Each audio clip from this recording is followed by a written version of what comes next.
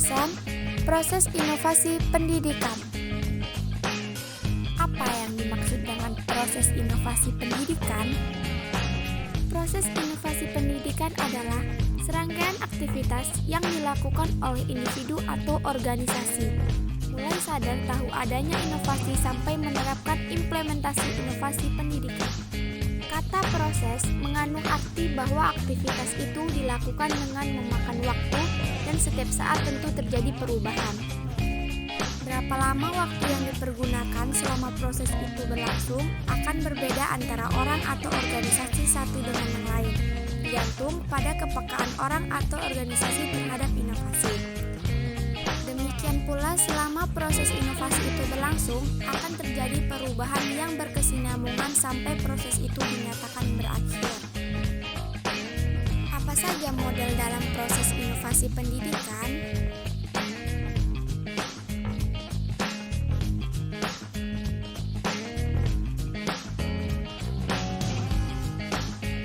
Model proses inovasi yang berorientasi pada organisasi menurut Zeitman, Buchan, dan Houellebecq tahun 1973, Zeitman dan kawan-kawan membagi proses inovasi dalam organisasi menjadi dua tahap, yaitu tahap permulaan dan tahap implementasi. Tiap-tiap tahap dibagi lagi menjadi beberapa langkah. Tahap permulaan. Yang pertama, langkah pengetahuan dan kesadaran. Jika inovasi dipandang sebagai suatu ide, kegiatan, atau material yang diamati baru oleh unit adopsi atau penerima inovasi, maka tahu adanya inovasi menjadi masalah yang pokok. Sebelum inovasi dapat diterima, calon penerima harus sudah menyadari bahwa ada inovasi, dan dengan demikian ada kesempatan untuk menggunakan inovasi dalam organisasi. Yang B, tahap implementasi. Pada langkah ini, kegiatan yang dilakukan oleh para anggota organisasi ialah menggunakan inovasi atau menerapkan inovasi. Ada dua langkah yang dilakukan. Yang pertama, langkah awal atau permulaan. Implementasi pada langkah ini, organisasi mencoba menerapkan sebagai inovasi. Misalnya, setelah dekan memutuskan bahwa semua dosen harus membuat persiapan mengajar dengan model satuan acara perkuliahan, maka pada awal penerapannya setiap dosen diwajibkan membuat untuk satu mata kuliah dulu, sebelum nanti akan berlaku untuk semua mata kuliah. Yang kedua, langkah kelanjutan pembinaan penerapan inovasi.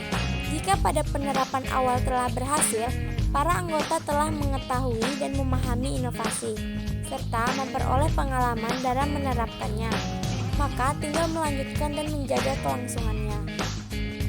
Faktor-faktor yang mempengaruhi proses inovasi pendidikan.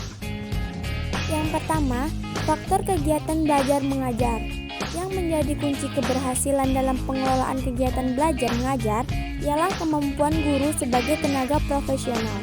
Dalam pelaksanaan tugas pengelolaan kegiatan belajar mengajar, terdapat beberapa faktor yang menyebabkan orang memandang bahwa pengelolaan kegiatan belajar mengajar adalah kegiatan yang kurang profesional, kurang efektif, dan kurang perhatian. Yang kedua, faktor internal dan eksternal. Faktor internal yang mempengaruhi pelaksanaan sistem pendidikan dan dengan sendirinya inovasi pendidikan ialah siswa. Siswa sangat besar pengaruhnya terhadap proses inovasi karena tujuan pendidikan untuk mencapai perubahan tingkah laku siswa.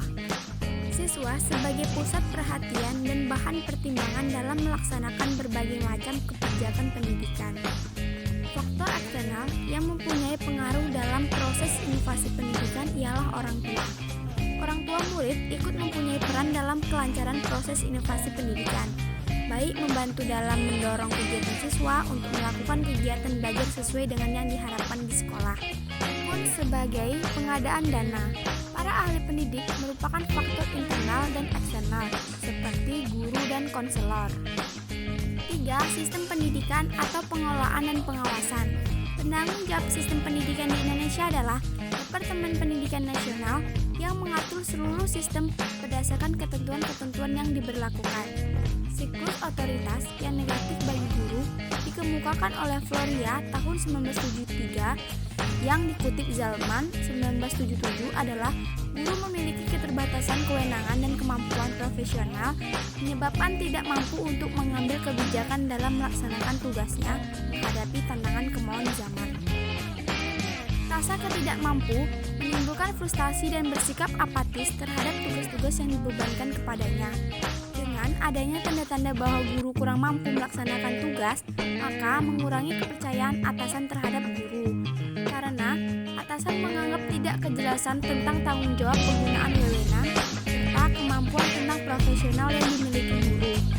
Maka dibatasi pemberian wewenang dan kesempatan mengembangkan